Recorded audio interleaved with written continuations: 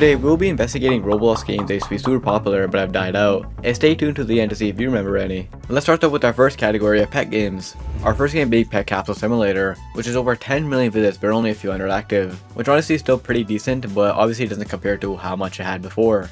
And usually for a lot of Dead Roblox games, the main factor is that it doesn't update constantly, but with Pet Capsule Simulator, the game does actually update constantly. It seems like people just got bored of this one and moved on. Like, people aren't dedicated to the game. I think there's a big reason why. Because if you play the game, it's literally the exact same thing as Pet Simulator X. So why would you play this game when you can play Pet Simulator X? It's literally a ripoff of Pet Simulator X, which is why people probably played it like once and then maybe try it out a little bit, and then they move on and they're not dedicated to the game since it's basically just a ripoff. I mean, to be fair, the game did do good, but long term wise, since it's just copying Pet Simulator X, most people would just play Pet Sim X instead.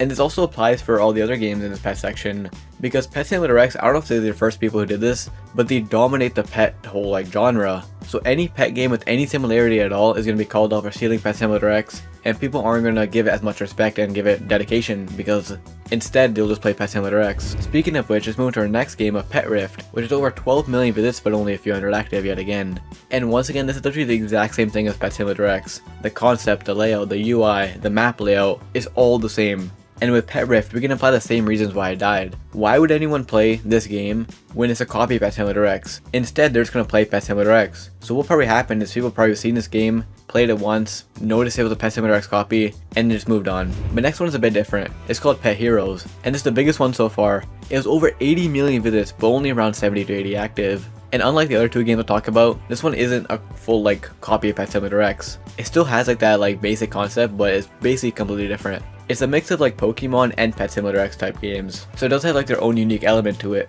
But overall, it seems like people just kind of got bored with this still. And the reason people got bored in this case was because there's no constant major updates. And it seems like the devs and the people behind this game are kind of moving on from it too. Like, it seems like they're done for the project for the most part.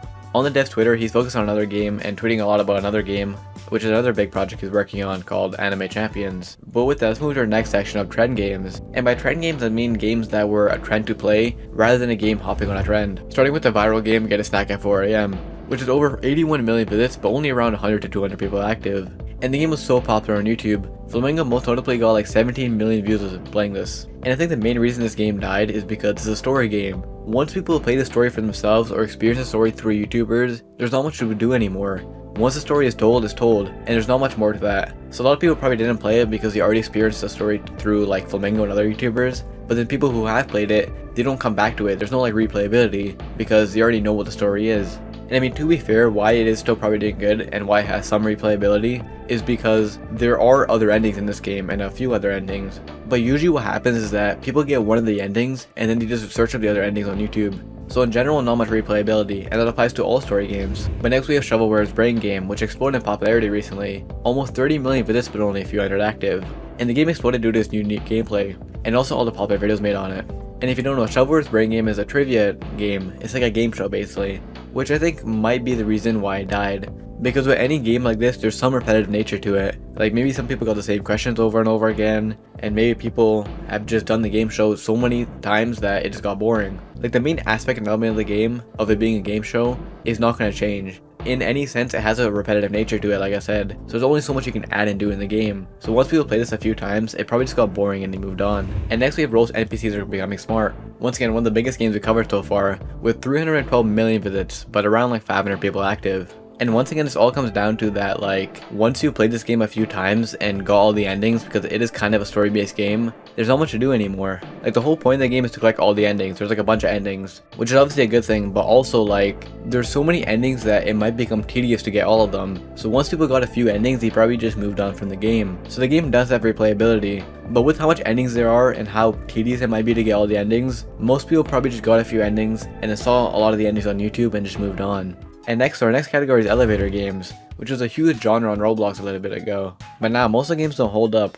Like, the elevator game, like, a concept and idea was just a trend to hop on. And a lot of people hopped on that trend and just moved on. The whole point of elevator games is that when you get to a different floor or whatever, a different twist or scenario happens every time. But there's only so much you can do, and there's only so much time that you can play these games, where at some point you're going to get the same floors over and over again, and you're going to get the same experience over and over again. Like, most of them had around like 10 to 20 floors. And once you played all the floors, it kind of gets rid of the magic of the game. A big part of the game is not knowing what's going to happen next. but once you played all the floors, then you know what's gonna happen and you know what to expect, and it probably just got boring after that. And then all the spin-offs of this, like elevator games, it applies the same reasoning. So with all the elevator games and all the elevator game spin-offs, there's only so much times you can play them. Let's look at some though, starting with the one you probably expect of the normal elevator, which is over 500 million visits, and the game only has around 600 active, which once again isn't that bad, but it was way bigger back then. And an example of a spin-off of this would be the Chill Elevator, which once again got a lot of popularity through Flamingo, who made a pretty bad video covering this and got 17 million views.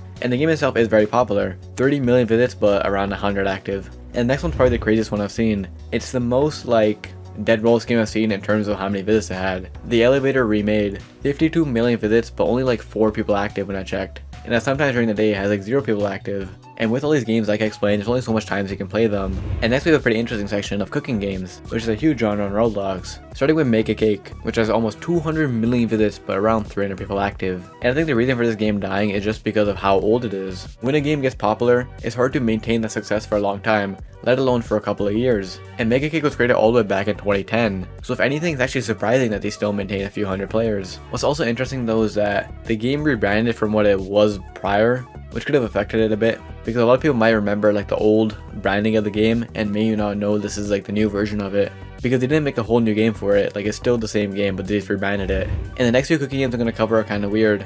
They all constantly update still, but have died out. And once again, this all leads back to like replayability, because especially in cooking games, like once you cook stuff and maybe like complete all the recipes and whatever, it's the same thing you're cooking over and over again. And there's only so many times players want to do that before they move on to another cooking game.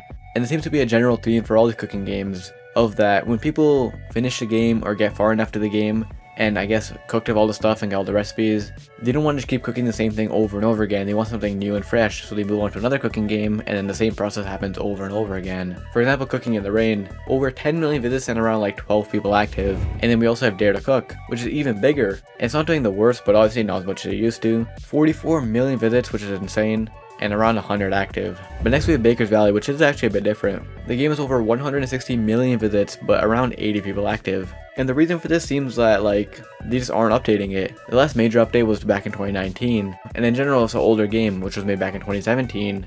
And here's where it gets pretty interesting, because this is the developer who made Redwood Prison, which is another game that died out, but another very popular game. But not only that, this developer also made Spider, which at the moment is doing so well and is insane right now. So what I'm assuming happened is that with the success of Spider and I guess Redwood Prison, which I think came after, or maybe it came before, he's focusing his success on more popular or the most popular game at the moment, which obviously makes sense. Like Spider right now has over like 1 billion visits and maintains a couple of thousand players, so it makes sense he's just focusing all his effort on that game right now and maintaining the success of that game. It's actually pretty crazy how popular this developer is and how many popular games he's made that also died out. Like I mentioned, Redwood Prison is like a classic game, but it's kind of notorious now for being dead. Like right now, the game has 36 people active, but over or almost 300 million active visits. The developer definitely knows what he's doing, and he definitely knows how to make a viral Roblox game as we've seen. He's made 3 so far. And it seems like once a project starts gaining popularity, he leaves the other one in the dust or doesn't focus on it as much, which makes sense to be fair.